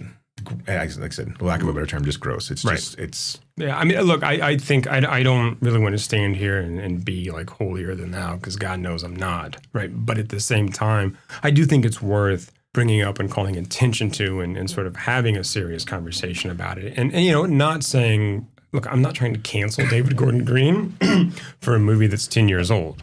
Right, but I do think it's worth noting and worth sort of bringing up and thinking about more than just oh my God, did you know? Right. The postscript shouldn't be drowns in Ladybird Lake with his pants around his ankles. That shouldn't be the postscript. Right. The postscript should be David Gordon Green saying, we gave him this opportunity to hopefully, and I'd love to be able to do this again. And it's unfortunate it turned out the way we did. We tried our best with someone, and we weren't able to connect. And that's possibly and probably what actually happened. it's just a matter of now the story is what it is. It almost, to me, he dies before the movie comes out. This is what you should be talking about. Right. Right. This should have been like, hey, I want to call out a performance of a forgotten piece of America, of someone that we normally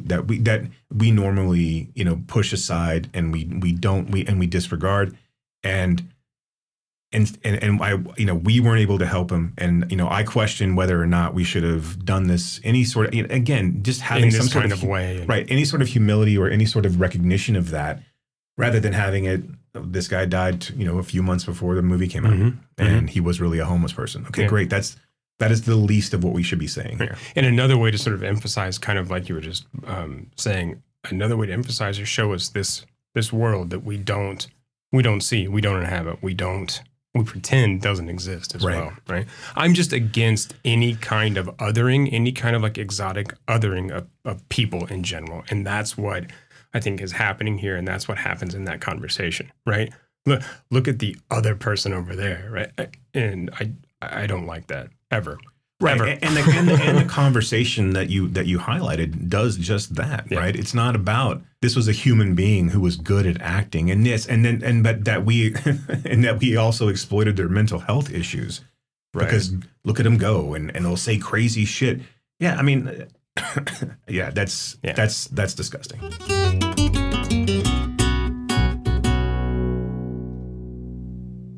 Should we move on? Let's go on to Prince. Okay.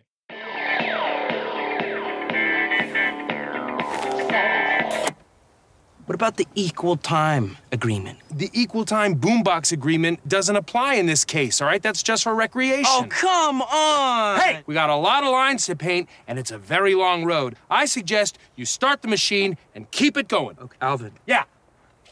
You have your tool belt on backwards.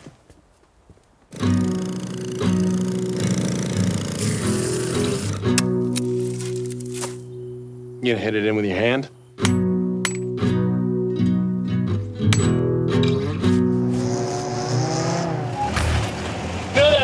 Poisonous, right? When you were out here by yourself, didn't you get lonely? I reap the rewards of solitude. I get so horny out here in nature, don't you? Enjoy your hot fish.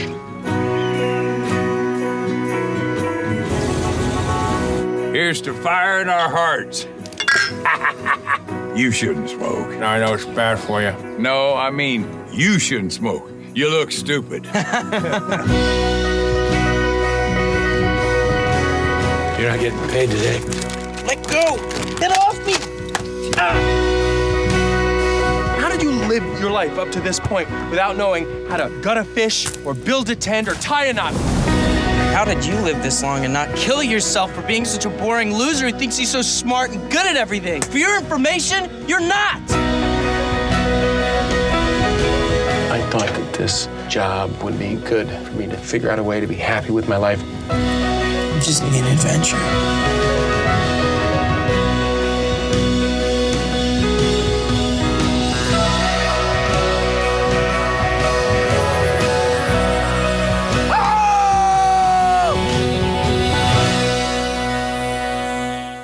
I don't know if it's lighter or not. Anyway, let's move on to Prince Avalanche. And here again, short storyline. Two highway road workers spend the summer of 1988 away from their city lives.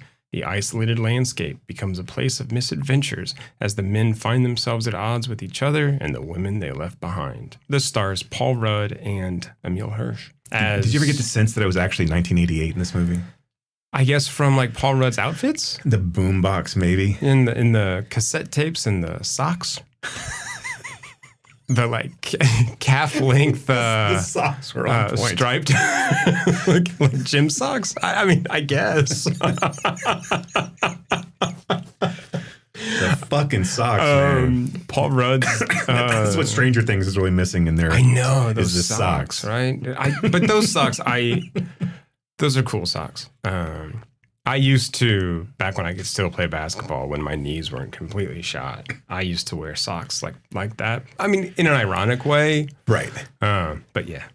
And then Kevin McHale, he also has like sweatbands on and stuff. Very cool. Yeah, yeah, absolutely. I love Kevin McHale. Who didn't? I don't know. I don't know. Yeah. So anyway, yeah. This film takes place in '88, and I want to ask you this question. I'm really curious about the metaphor the film is trying to set up with the opening title card with the wildfires. Or am I just reading too much into that, trying to be a metaphor for something?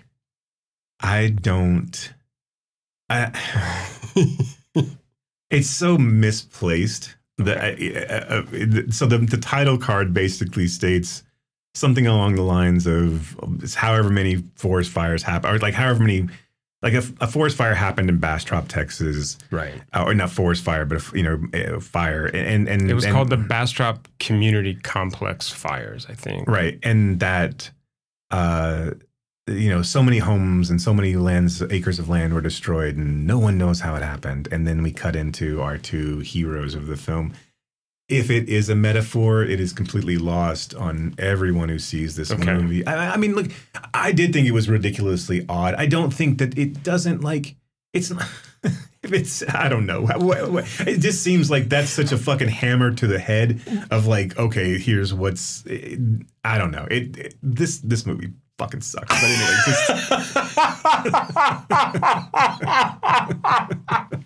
look, I did like Joe more than this. I mean, again, I think I do. Okay, let me take a step back for a second. Because I can't believe. I'm sorry, I don't mean to step. No, that's okay. Go ahead. I can't believe the one I suggested this fucking series, and I cannot believe that like.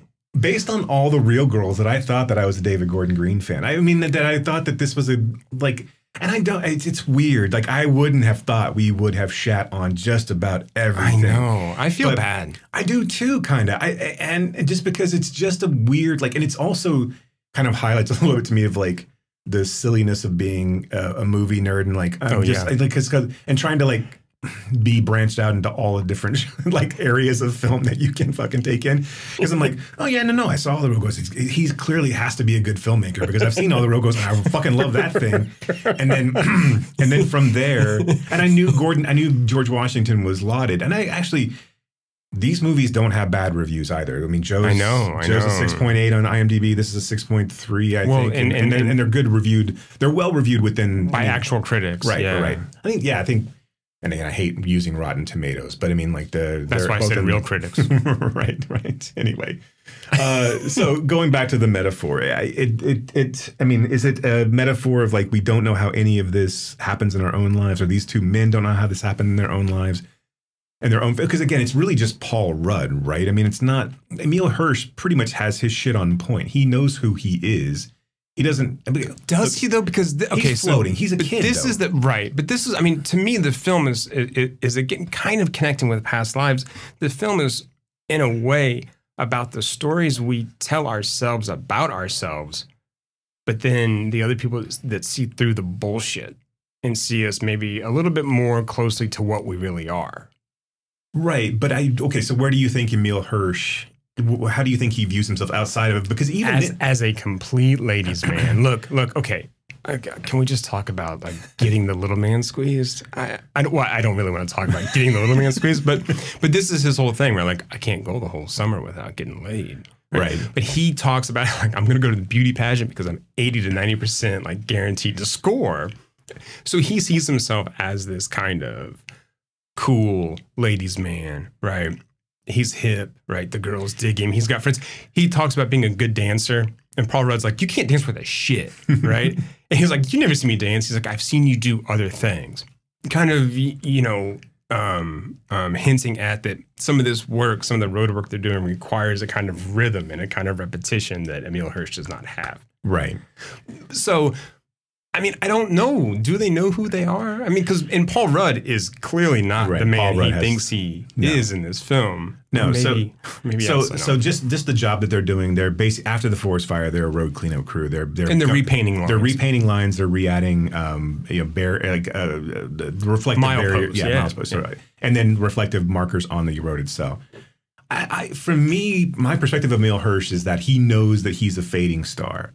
And that he's aging out of this whatever he was, and that he knows his sweet spot. He keeps going back to girls that he's hooked up with before, and he knows how to like play so he plays the averages, right? A Lothario or a Pallades man wouldn't give a shit about going to the beauty pageant, right? Because he wants Paul Rudd to think that he's something else. I think he's just bored. I think he's just bored with the scenario. I mean, yeah, of course, I think we want to put on, but I don't. But also, I don't think he understands Paul Rudd at all, and I don't. I mean, and I think he's just telling stories. I think because he opens up about himself getting older and fatter, and that's why he's got to be a good. He's got to be a good dancer, right? Right. I know. he needs he needs something in his back pocket. He's what, like 22? I mean, is he that old? Right. Yeah, I don't know. And then of course, Paul Rudd is going through a bad breakup with his girlfriend, who's in his pseudo. It's not a stepkid, but it's you know, her son. And this is all taking place in Texas, so he references Garland. It's a big city of Garland. Right. And his girlfriend is Emile Hirsch's sister. Right. And that's how Emile Hirsch got the job, was basically Paul Rudd. He doesn't really say this, but he's trying to make nice with his, you know, with his sister, or with his girlfriend, so he hires his girlfriend's brother. Because there's tension there, or at least it's hinted at again. So they're taking time apart. He's working this remote job out in, you know, the hills country of Texas, and never coming back into the city. He's just basically taking time to himself. He's learning German because he thinks that they're going to go on a German vacation together. So he's listening to German tapes. He's writing her letters and sending her money, and you know, basically trying to reconnect with himself, but doing exactly the opposite of all of that. He's kind of doing a Walden. Yeah. And you almost feel like he fancies himself a Thoreau. Right, he's a fisherman. You know, he lives off the land. He's able to catch squirrels and cook eggs, and like Well, I can cook eggs. Right. He thinks he's an outdoorsman because he can set up a tent and gut a fish, and that Emile Hirsch can't do those things. And so, yeah, Emile Hirsch is 24 because he says, "How can you got to age 24 and not know how to set up a tent or gut a fish?" Right. I don't know how to gut a fish. Do you know how to gut a fish? I mean, it's kind of. Okay. You just cut it open in the middle and you grab all the shit out of it. That's what I would do. I mean, that's what I would. Look, you just figure it out. Yeah, well, that's what I mean. It's like making love to a lady. You just, you know, you cut her open. There are numerous moments when we do this where I'm like, this is it. This is the last one, folks. I can't go on.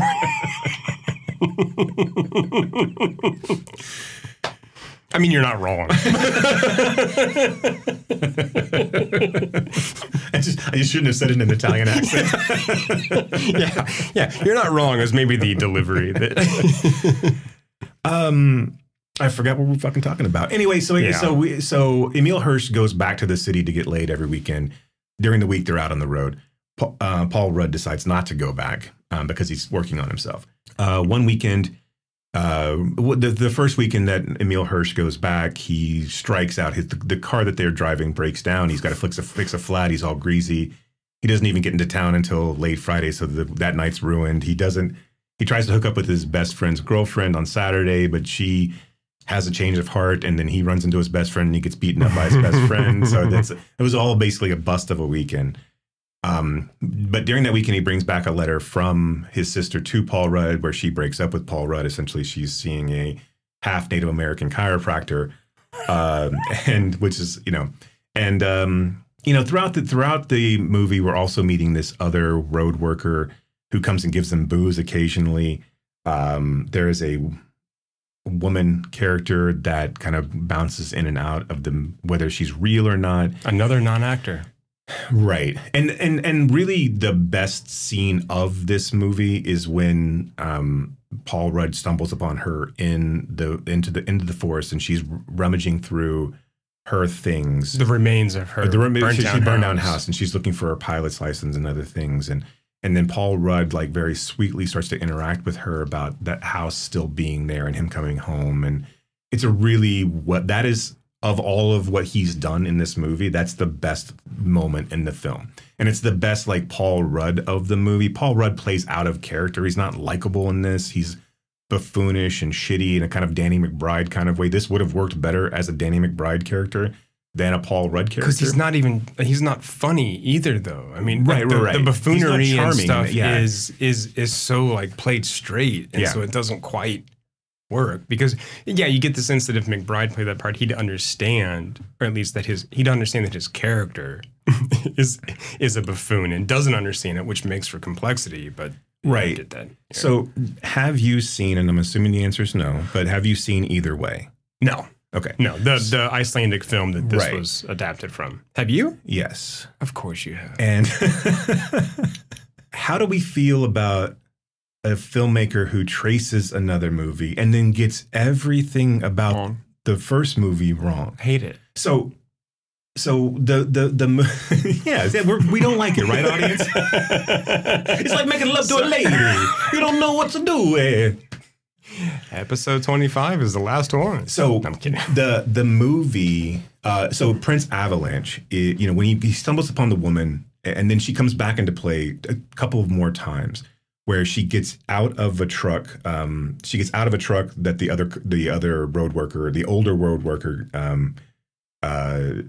comes and meets them. She gets out of a truck and kind of just disappears into the forest. And at the end of the movie, she gets back into the car. So the original film is about 10 minutes shorter, and it cuts out the chase sequence where he's chasing him with the wrench. It cuts out a lot of the frivolity after they decide not to do their jobs very well. The boozy montage? Right, the boozy montage. So the boozy montage in the original, in Either Way, is just them running off through the hills, and he's in a wheelbarrow. The young one's in a wheelbarrow, and the other one's just drunk, and they're just playing around. They're kind of half naked. The symbolism of the woman is much younger. She gets in the truck, or she gets out of the truck, and then she gets into the truck. She never talks to them. It is a metaphor for the women never being able to connect with the women in their lives. And this, since he connected with her in the first place, it's all lost. It doesn't make any fucking sense. And so he tries to repaint it as because the lines, if there is a woman in your truck, will you treat her well? That's not in the original. And so he completely misses the point. And like, you make it an older woman that they clearly wouldn't have desired. The whole reason that they're looking at her is because she's out of place, and she's young and beautiful.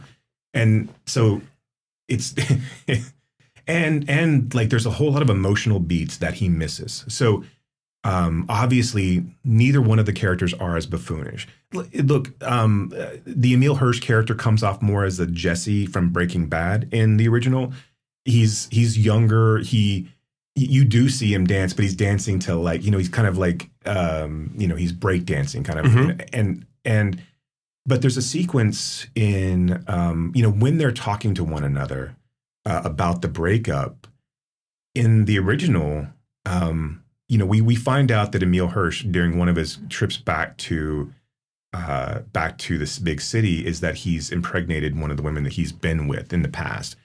In Prince Avalanche, it's an older woman. In the Either Way, it's not. It's just another woman that has had difficulty getting pregnant. So they know that. So there's a different level of whether keeping it or not. But the maturity level is pretty much the same as far as the two partners go. And it's revealed that part of the reason that the Paul Rudd character was having such a hard time with his current girlfriend is because she didn't want another child. And so that's the whole thing about why Paul Rudd was encouraging Emile Hirsch to be a dad, is to take on that next. So like you don't have any of that. Where you have nothing. Yeah. You pull all of those emotional threads out. You add this extra scene, which you think is cool, and which again, admittedly is the best part of your movie, but then it completely doesn't do any work. Right. It undercuts it undercuts the metaphor for the men, and their difficulties with women that you put into this film. Just like if I was the Icelandic director of Either Way watching Prince Avalanche, I would hope that the truck that they pulled up and gave him was full of a lot of money. Yeah. Because otherwise you're just watching this and like you could have just promoted my film. It was 2 years ago. It wasn't like you could have had it for $1 million and then like just showed that. Like I don't. And like, it's so like, to me, Joe being what it is and like watching Prince Avalanche and watching him do like the opening title sequence where they're hitting the pole and the letters start coming across, stolen directly from Either Way. It does the exact same thing. Yeah. It's like, so like in the dialogue, like where where David Gordon Green kind of I guess looks at, as one of his strengths of like just being able to like improvise and word for word, like for the most part, he pulls out parts, but like it is all the same beats. It's a chiropractor that she goes off with. She's half Austrian, half Italian, right? But that's why it's like making love to a lady. But even the little man making love to a lady, yeah. Even the little man squeezed the. That's in the Icelandic version as well. You're gonna be going to sleep tonight, and you're just be right before you go to sleep. You're gonna get the little man to squeeze the. You're gonna pop straight up like fucking Christ. Call it, Wiseman. If you've never seen it, I guess it's fine. I know it's just got. But I don't think it's fine anyway. I will say either way, I really really liked, because again, it has all those emotional beats to it, and it's shorter, and you see where the pieces fit. Because this one you don't. Right, you don't. So yeah, it's I think both. The acting I don't get either in this film. I'm not sure what they're trying to do. And going back to Joe, like, why have Paul Rudd and Emile Hirsch in this? Right. Like, if you want to make this movie, I get, okay, you want a bankable name at this point in your career, but there are better actors who can pull this off that you don't have to pay as much. And give somebody a shot in this case.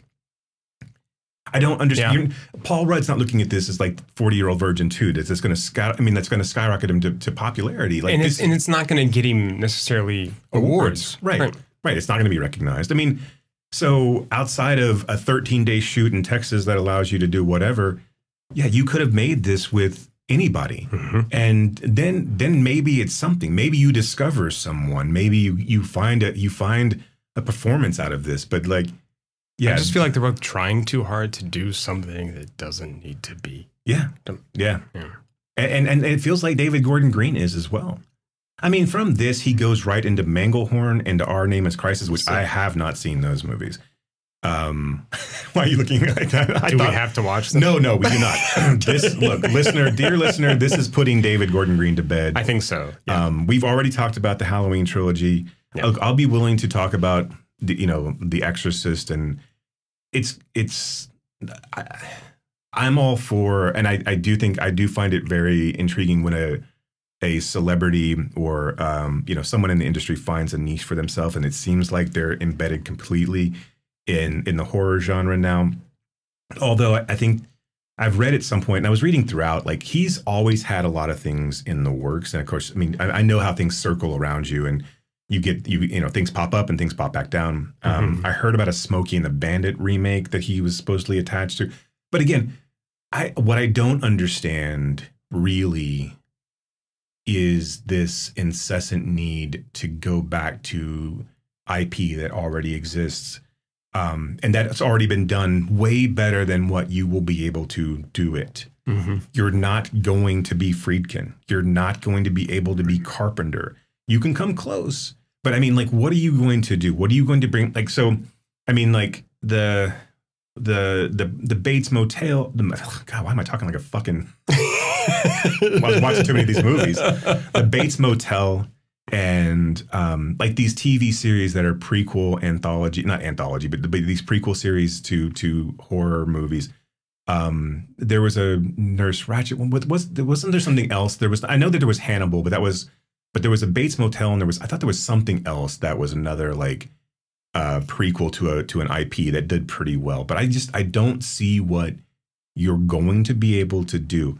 The Exorcist has 5 movies now. 2 of them are the exact same, and one done by our good dear friend Paul Schrader. But I don't know what you're going to bring to the table. And I understand why studios want to go back to the well, because everyone knows who The Exorcist is. But it just seems like, okay, well, I'm going to dabble in all this shit that's already been done by better people. I'm going to go in and I'm going to do a Hellraiser series. I'm going to go in and I've already told my Halloween story, and now I'm going to break into Exorcist and mediocrity the shit out of that thing too. It's just, it's this like he is the Sisyphean like director. I'm just going to keep pushing the same shit up boulder. the hill, and occasionally he hits highs, but every single time he does that, he's got to start back over. Yeah, it rolls right back down. You hit a high of Pineapple Express, you come right back. You hit a high of George Washington, and you just go. You struggle throughout out of the gate, even though you're well received. You hit a high with Halloween, and then then you have everybody in the free world who loved Mike Myers angry at you because you put him under the city, even if your story does get reclaimed later on, you're not coming back to it, right? Sure. I mean, and so now you're going on to The Exorcist. I'll give them the benefit of the doubt, but I can't be excited about any of those properties. What's the artistic reward in there? I don't think there is one. I think it's money, right? At this point, it's just. I mean, at this point, you're just a working director. I can't imagine like. When you got Halloween, it was we're going to jettison all of it's going to be Halloween and then this movie, right? It's going to be this, and we're going to forget all the sequels, forget all that bullshit that was out there before. We're going to do it right. And then, okay, so are you going to do the same thing with The Exorcist? Are you going to come back and recast Reagan and tell a different story? Or are you going to do Pazuzu and do something else along those? I don't know what the fuck you're going to do. And I get it. I mean, look, this is just because I don't have I don't have that story in my head, but I just don't, like you said, I don't know. Like if you had an original story to tell, an extension of something that was already done is, I mean, I don't know. It's not interesting. And it's the same thing with Prince Avalanche, and then like taking something that's already done and just being like, well, let's just make it in English. Right. And that's all Texas, you did. And that happens here all the time. Sure. I mean, we love doing that, right? We love to take films that were good foreign movies and then basically just do the same thing in English. Yeah, but as someone who fancies themselves a prestige director and an auteur, who's buddies with Malick and this comedic think tank that we've got going on at the moment, as far as like the who's who in comedy being, I mean, like who's producing all of your films essentially. Yeah. What's interesting about that? What's interesting about taking an Icelandic film from 2 years ago and basically Gus Van Santing psychoing it? I mean, like I mean, it wasn't shot for shot, but you get the idea. No. Like, if you're taking the exact same script and doing nothing with it, like you're doing a table read. I mean, it's right. Yeah. Again, like, what's the reward there? Yeah. Why? What's the artistic merit? What are you gaining from that? How are you growing from that So I think we've learned a good lesson here. Which it's okay to not to like everything. It's also okay to watch stuff we don't like. And maybe it's okay to have a series of a director that we're really, I mean, honestly, just kind of like, I think, I don't know, this is weirdly eye-opening for me in the sense that, all right, I would have, if you had asked me before we started this, did I like David Gordon Green? I would have said yes. And I would have been bullshitting because I hadn't seen enough stuff to actually say I like David Gordon Green. Right? Which, pull back the curtain, I guess there's a little bit of that too. But yeah. Again, this has been an episode of Indignation and Self-Discovery. And that's enough for my self-loathing for today. There's the 10%. It's done. My timer's going off, so I'll let myself out. But I do think, I mean, in all seriousness, and to kind of continue on with your point, this has been an interesting sort of exercise of looking at someone who I think we both thought we were going to enjoy these films more than we actually did. And it's disappointing that we didn't, but again, it was a critical exercise of looking at why we didn't like them. And I think, and I know that sometimes we get kind of like rough and we, just talk shit about some of these films, but I do think it's important to understand why we don't like things. Yeah. Right? As much as it is why we do like things. So, and look, I sat down and watched your movie. I gave you the time. I can say what I want. Right. You know who else was really disappointed? Roger Ebert. By the time he watched Sitter, he was not pleased. It's like, I can't believe this is the same David Gordon Green. There you go. See, once you lost Raj. Yeah, it's all downhill from there. It was over. Okay. Yeah, well, then he passed away. He never got to see Joe at Prince Avalanche. So. You know what? But the site, the writers on the RogerEbert.com gave those films, I think, 3.5 stars. Did they? Yeah. So, what are you gonna do?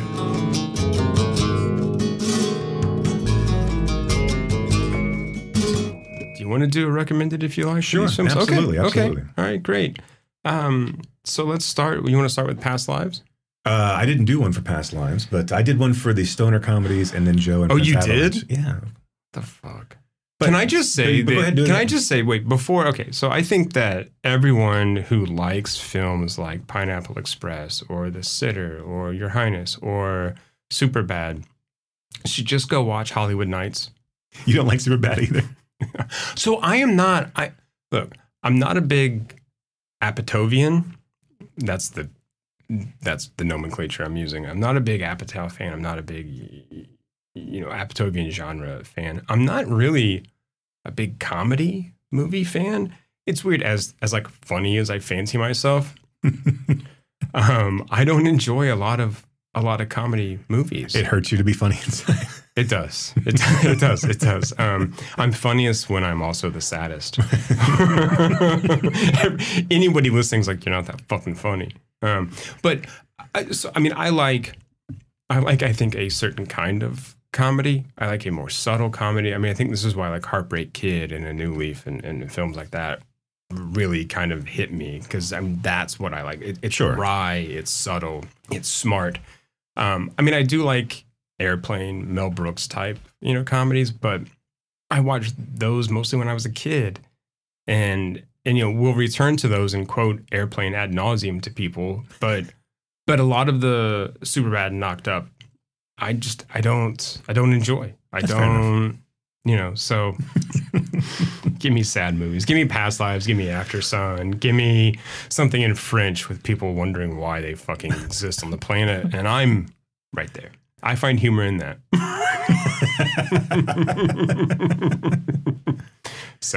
What is your recommended if you like for Past Lives? Okay, so I have one that's really on the nose, which would be In the Mood for Love. Okay. The Wong Kar-wai film. Also, I think Jules and Jim, the Truffaut film, is also an interesting kind of pairing with that. So those would be the two. Nice. Yeah. So give me the stoner comedy recommended if you like. That you'll never watch. Yeah, but it's not about me. It's about like... No, I don't expect you to watch all the recommended. The listener out there. Right. So the stoner comedy that I would recommend that kind of got swept under the rug was in 2015 called American Ultra. Oh, sure. K-Stu, our girl K-Stu. K-Stu and S. Eisenberg at the height of their chemistry together. I'd love to see them as a real couple. And I'm not that I know that she's not playing for that team anymore, but then I don't know how it all works out. I don't know how all the mechanisms are, and I don't want to insult anybody, but let's just assume the choices are being made and it's fine. At one point, there was a thing, and anyway, it's no big deal. Anyway, they both play these stoner kids who live together, and it's getting a little head squeezed, So they're stoners, but they're also these CIA assassins that get triggered, but kind of very much Manchurian Candidate. They get triggered by these code words, and then there are these amazing, these amazing fighters and assassins, and it's a stupid, dumb stoner comedy with a lot of action and bloodshed, and I don't know. I thought it was a lot of fun. It's not great. It's not a great movie, but neither were any of these. So I mean, I would rather watch Pineapple Express than go watch American Ultra rather than watch Your Highness and be dumbfounded by why you're watching that movie. I like that. Also, so you're cool with movies that are comedies that are 70s and beyond. Like 79 is basically your maybe 80 get to Airplane and backwarurs. Yeah. I'm trying to think of the comedies that I watched as a kid. Like, I mean, even through like the 80s and 90s, and nothing is sticking. No Fletch. No. I like Fletch, right? But again, that falls into that. And I like Ghostbusters. Right. But what about like Vacation or like the first one? Okay. Yeah. Christmas doesn't hit you like that? Not really. Yeah. No, it's just kind of like, okay. Of seminal comedy films. I'm trying to think of the ones Ghostbusters is pretty huge. If we talk about I'm assuming Three Amigos probably is not really like. I like Three Amigos. Okay. I was a big Chevy Chase fan for a long time. His good evening, I'm Chevy Chase and you're not. But like that stuff is funny to me, right? So, but Ghostbusters, again, a movie like Ghostbusters, a movie like Three Amigos, right? Oh, it's a mail plane, right? How do you know? Can you see its little balls?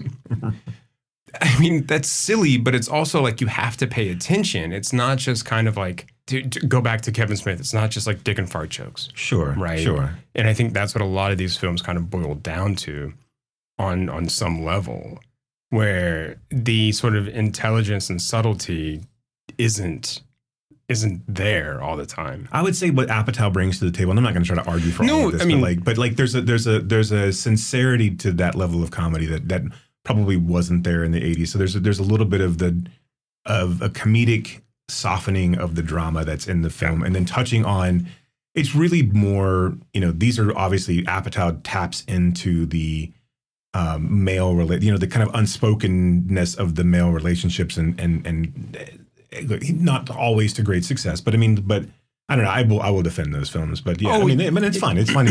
Well, I do think, this is the thing that I enjoyed about Pineapple Express, was the kind of platonic relationship, or that kind of looking for connection, right, from these places of transaction, right, and how that sort of developed.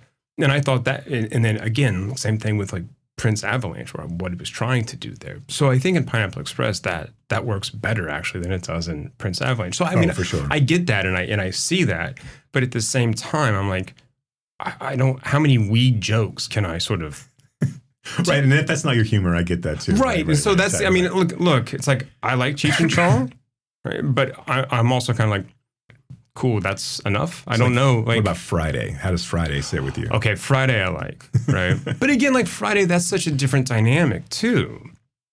I'd argue it's pretty, it's not as action-packed as it is just a sitting on the porch kind of day. It's a socio-cultural dynamic. Sure, right? Sure. So what we see, though, is the dynamic in the neighborhood from Big Worm, right?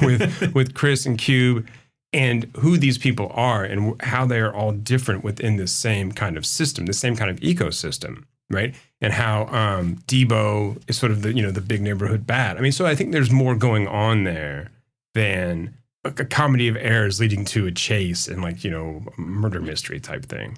I'm with you. Yeah. And I do think that where the areas that Pineapple Express works the best is the times when Rogan and Franco are out in the field, they're play fighting with one another, and he offers him up his jacket because he's hot blooded and he's like. And there's one moment in Pineapple Express. I love the moment in Pineapple Express where he calls Amber Heard and is like crying because he wants to get back with her, and then she says, "I love you, Dale. We should get married." He's like, "Oh, I recognize. I made a huge mistake." It's like, there's something really wrong with me if you take me back. I know. What's wrong with you if you take me back? I'm totally wrong for you. There's that. There are moments. Again, I don't understand. I think Pineapple Express goes a little too long for its own good, and again, it does kind of tend to ramp up the action just for sake of ramping up the action. But yeah, I would have loved to have seen more come of him wanting to be on the radio. Yeah, that would have been cool, right? To see something actually sort of happen with that. What is the obsession with having a man in his mid-20s date a high school student? I don't really know about that. I don't get that either. Because she could have been.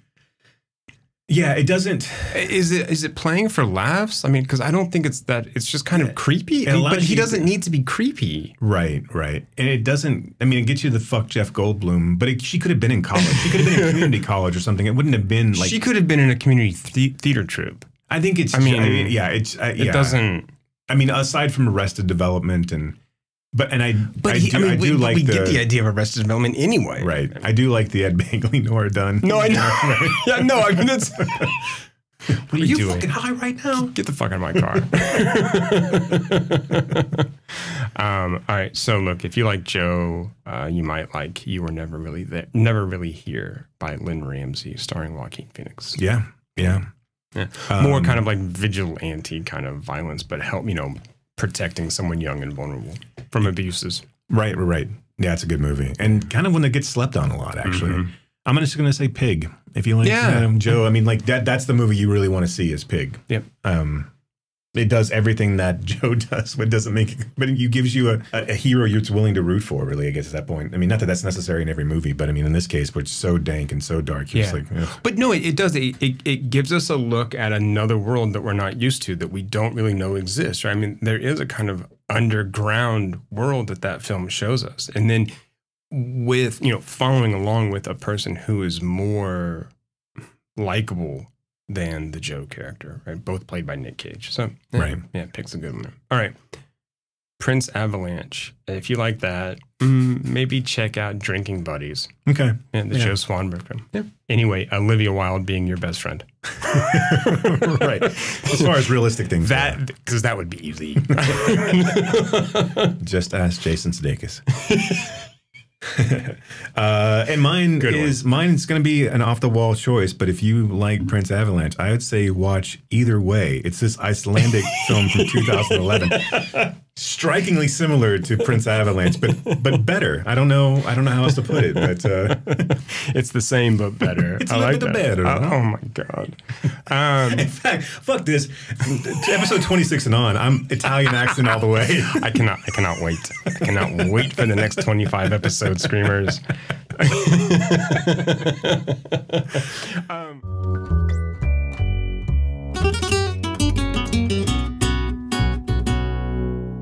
What are we talking about next time? So at the Fort Worth Film Club, most recently, just actually yesterday, we filmed Funeral Parade of Roses with a group in DFW called Impact DFW, as well as the Asian Film Festival of Dallas. Had a great turnout, a great discussion afterwards. I'd like to dig back deeper into that one, but I also want to get into Demon, and I'm drawing a blank on the other ones, but we can talk about those movies as well. And then from there, we're going to head first into our series on John Cassavetes, and I'm excited about that. That'll be a nice little intro into outro of summer, intro into fall series that I'm really looking forward to. Yeah, so we're going to look at Matsumoto's narrative films, and then we're going to jump into Cassavetes. I'm very excited. Jason, anything else? I think that's it. All right, thanks for listening, everybody. And to keep screaming. It's like making love to a lady. You don't know what to do. Get the little man to squeeze. You have been listening to Why Does the Wilhelm Scream with your hosts, Brock and Jason. If you liked today's episode, do us a favor and rate, review, and subscribe in whatever application you use to consume podcasts these days. You can reach us by visiting whydoesthewilhelmscream.com. If you are in the DFW area, we would love to see you at a Fort Worth Film Club event. You can learn more about those and find a full schedule at fortworthfilmclub.com. And you can learn about my foundation and how we are trying to foster the next generation of film lovers at realhousefoundation.org. That's REEL housefoundation.org. Till next time.